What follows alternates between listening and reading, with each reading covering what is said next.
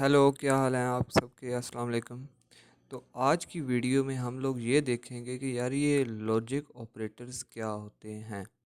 तो logic operators भी दो टाइप्स के होते हैं, एक होता है एंड और एक होता है और। तो सबसे पहले हम एंड को टाइप करते हैं। तो सी आउट हम लोग ने लगाया, उसके बाद हम लोग क्या करते हैं, हम लोग ब्रैकेट्स दे देते हैं। ब्रैकेट्स ज़रूर दीजिएगा क्योंकि ऑपरेटर्स में बड़ी ही ये ज़रूरी चीज़ है। हमने लिखा ए को हम बी के इक्वल लिख देते हैं। तो ए इक्वल इक्वल बी, क्योंकि हमें डबल इक्वल इक्वल को शो करने के लिए लगाना होता है।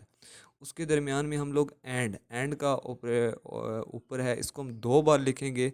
इसका मतलब होगा कि ये चीज़ एंड है।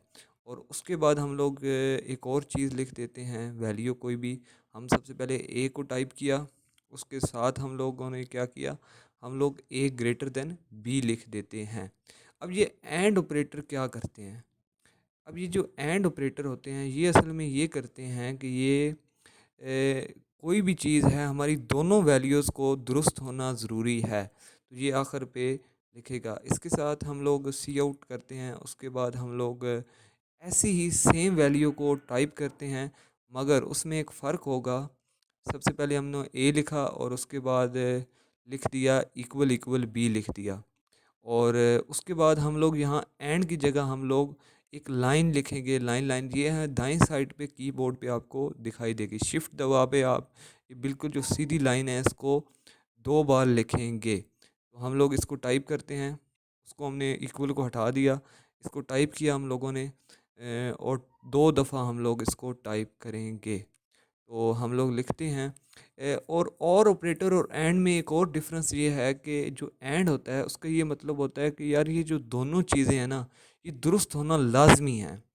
कि अगर पहली भी दुरुस्त हो और दूसरी भी दुरुस्त हो। और जो और ऑपरेटर है उसमें ये होता है कि यार एक दुरुस्त हो जाए, बाकी सारी अगर गलत भी हो जाए ना, तो हमारा जो है वो आखिर पे वन आ जाता है।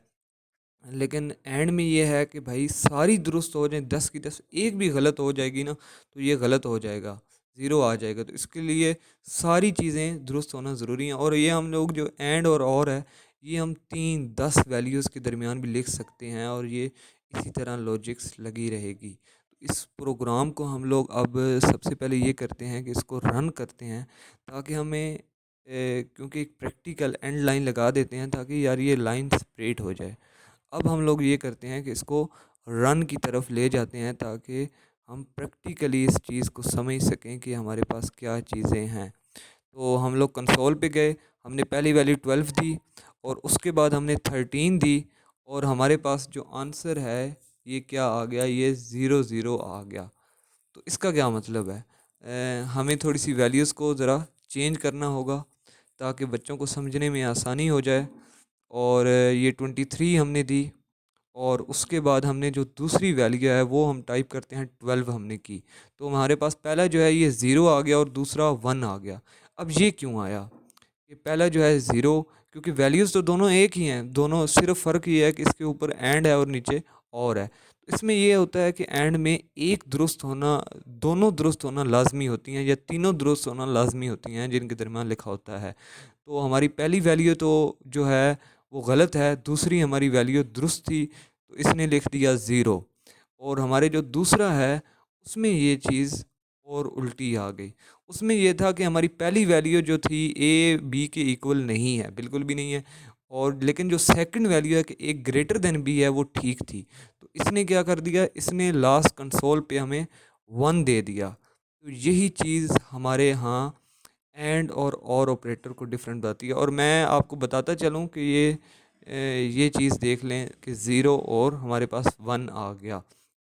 और मैं आपको एक और चीज़ बताता चलूँ कि यार ये एक चीज़ का गौर रखना है कि हम जो कि ये जो एंड ऑपरेटर है, ये 3 वैल्यूज़ के दरमियान भी लिख सकते हैं, 4 वैल्यूज़ के दरमियान भी लिख सकते हैं, और हम 5 वैल्यूज़ के दरमियान, 5 वैल्यूज़ के दरमियान लिखेंगे तो ये होगा किसी भी जितनी भी values n number of values में, कि ये जो चीज़ है ये सारी जो हैं अगर ठीक होंगी, ट्रू होंगी, तो हमारा ये करेक्ट होगा, वरना ये हमारा नहीं होगा।